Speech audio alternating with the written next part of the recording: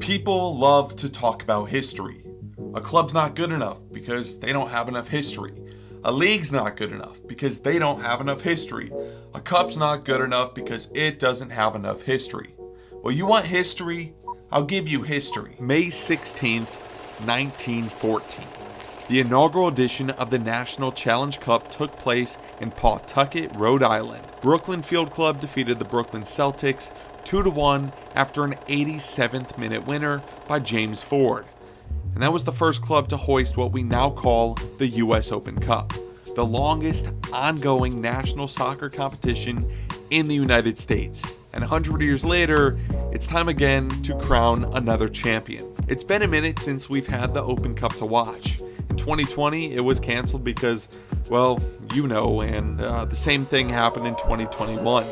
But this year, we got our cup, and not only that, it's been one of the best editions of the cup in a long time. What makes the Lamar Hunt US Open Cup so special is the fact that it really is the Open Cup, meaning that just about any club in the United States, whether professional, semi-professional, or amateur, can take part. This fact alone, for me, makes this competition one of the best, especially in the United States, where the top flight league is a closed market. It's not often that one of the top professional franchises in this country gets to duke it out with an opponent from a lower division in a competitive match. Just looking at this year's edition, the US Open Cup had 103 clubs participating, with representation from 4 divisions. It had amateur teams like FC Motown, Defeaters Kick Soccer Club, and the Las Vegas Legends. We also had NISA clubs like Flower City Union and USL 1 sides like Forward Madison or the Richmond Kickers. Then you have the second division teams in the USL Championship like the Charleston Battery, Indy 11, Phoenix Rising, Tampa Bay Rowdies, and so many more. And obviously, to cap it all off, all of the American MLS teams participate as well. It's just a huge cluster of everything this country has created in its own soccerverse. And as I mentioned, this has been one of the best years we've seen, and a large reason for that is some of the Cinderella runs we have witnessed over the past few months, including one that's still going. On Wednesday, the US Open Cup final is set, and for the first time since 2008, we will see an MLS club take on a lower division opponent. It's Orlando City at home against Sacramento Republic. Not only is it just Orlando versus Sacramento though, it's also MLS versus USL Championship. It's closed market versus promotion relegation. It's professional franchise versus MLS reject. It's overdog versus underdog. It's the bad guys versus the good guys. It's everything we wanted. Now, if you think I'm hyping up this rivalry between these two leagues a little too much, let me just present you this. Right after Orlando and Sacramento booked their place in the final, MLS put out a tweet as expected to promote the game. On one side of their graphic said Orlando City. Okay, cool, they're in the final, so yeah, I get it. And on the other side, well, it's gonna be the other team, right? Oh wait, hold on, it's just more Orlando City players. Well, I guess if they're not in the league, why should MLS use them in their graphic? But hold on, wait, they did use the Liga MX team in their graphics during the CCL final.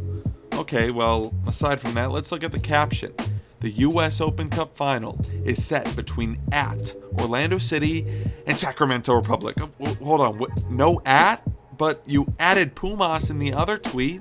But because it's MLS and it's the second division team that knocked out your MLS clubs, you want to try to hide it. You don't want any of those fellow MLSers to actually look into Sacramento. Okay, so that's where we're sitting at. We're starting off with a little bit of a disrespect to your other opponent over in the USL. But anyways, that's just a side storyline. Let's talk about the main thing. What is this final going to look like? Well, both of these teams have their own form of motivation. For Orlando City, it's simple. Trophies. Since joining the league in 2015, the Lions have been pretty poor, and it wasn't until current manager Oscar Pereira took over in 2020 that this team made the postseason for the first time. In that same season though, they did make it to the final of the made-up MLS's Back tournament, but they lost that to Portland. After coming up short with guys like Kaká, Nani, and Daryl Dike, some thought maybe this hope for a trophy would last a little bit longer. So it seems simple here, but Orlando just wants to get off the mark and finally add some silverware to their cabinet. And to be honest, this is the best shot at it. Playing a lower division team, which on paper you are miles better than, and it's at home, there's really not a better scenario. For Sacramento, the story goes a little bit deeper, because they have something to prove.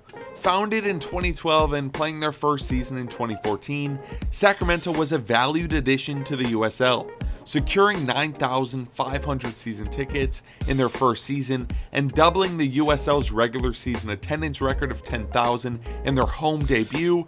It was clear Sacktown was a soccer town. This was also clear to MLS when they managed the second highest average attendance for the USL in 2018. This led to discussions of Sacramento Republic finding their way into MLS expansion talks.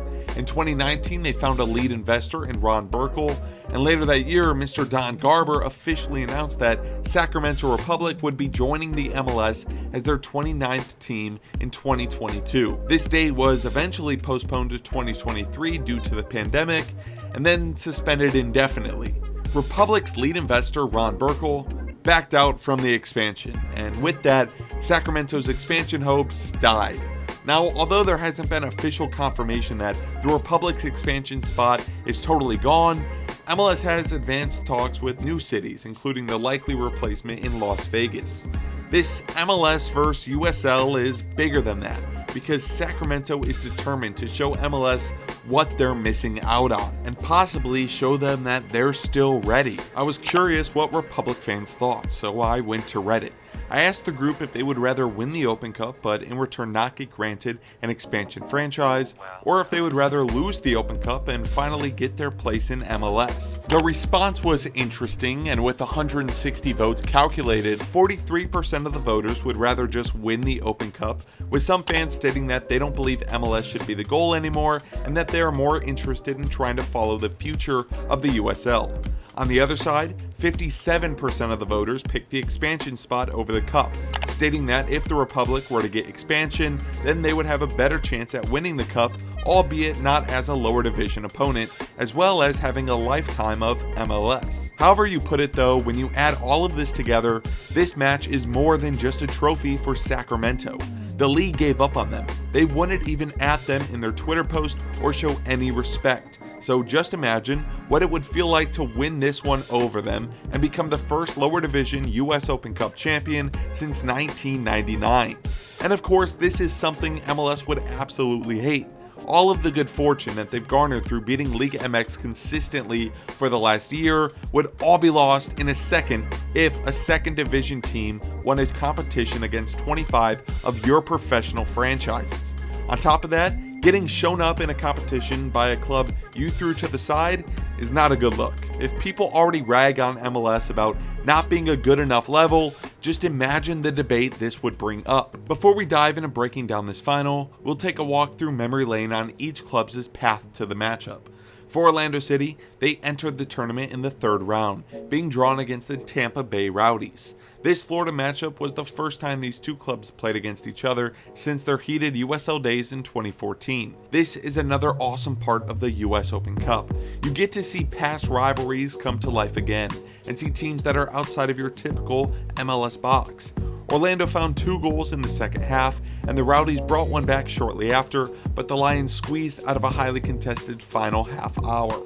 In the round of 32, Orlando came up against arguably one of the toughest opponents possible in Philadelphia, a team that was sitting on top of the Eastern Conference. Once again, 2 very well-taken second-half goals put Orlando in the driver's seat, and although the Union brought it back in the 77th minute, Pedro Gallese was able to close out the game. In the round of 16, we had another all-Florida matchup as they hosted Inter Miami. This game would go the distance, with each side pulling off some incredible saves, and when Miami found their goal in extra time, it wasn't long until Orlando pulled level. Penalties proved to be no issue for the Lions as they scored all 4 and gained some vital penalty kick confidence that they would need in the quarterfinals versus Nashville. After a 94th minute equalizer, Orlando City once again came away from a penalty shootout victorious. And then they found themselves at home, once again, for the semifinal matchup against New York Red Bulls. Coming into this game, I wasn't sure what to think. At the time, the Red Bulls were sitting high in the East, fueled with confidence after a 4-3 win on the road in Austin and having already beaten Orlando 3-0 at home earlier in the MLS season. Meanwhile, Orlando was in a rocky place, having only one win in their last 6 league games. The draw seemed to be leaning towards the Red Bulls, and that was backed up after Lewis Morgan found the opener in stoppage time of the first half.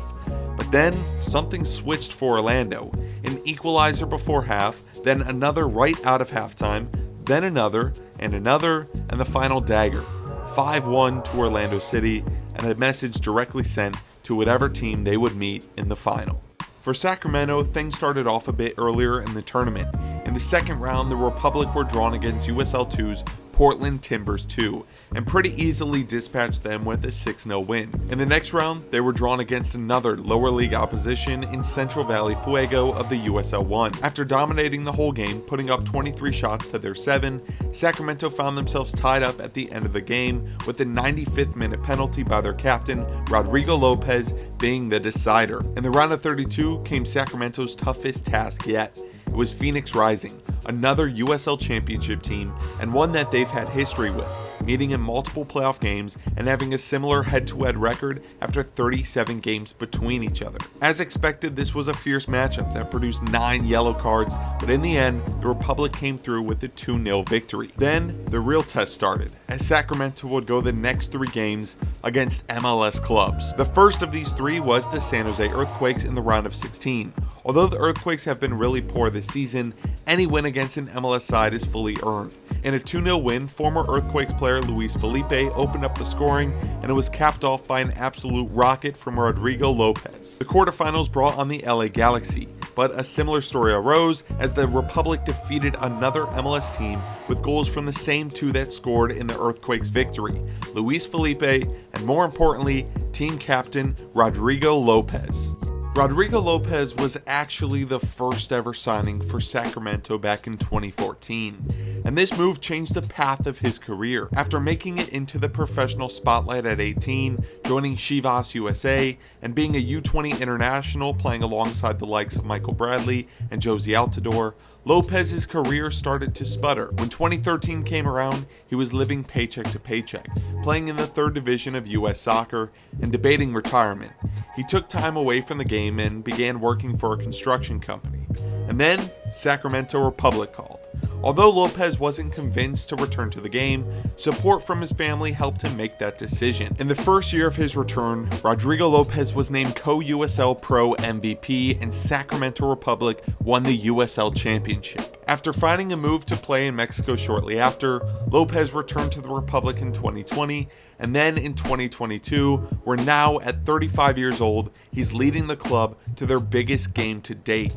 In the semifinal, the Republic were drawn at home to Sporting Kansas City. One more hurdle until the final.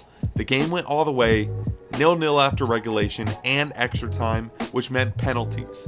And of course, it came down to one kick. Rodrigo Lopez stepped up for what could be Sacramento's winning spot kick. And of course, the rest is history. It's improbable! It's indomitable! It's another cup set at Sacramento Republic! A player who found success early, came upon a hard time, left the game, and is now thriving. It's a story everyone can root for, and a similar story to his club. Sacramento Republic found success early, broke records, achieved an expansion franchise, and had it ripped away. Now they're on the brink of pulling off an incredible upset over the establishment that pushed them to the side. This US Open Cup final is the biggest one we may see for a long time.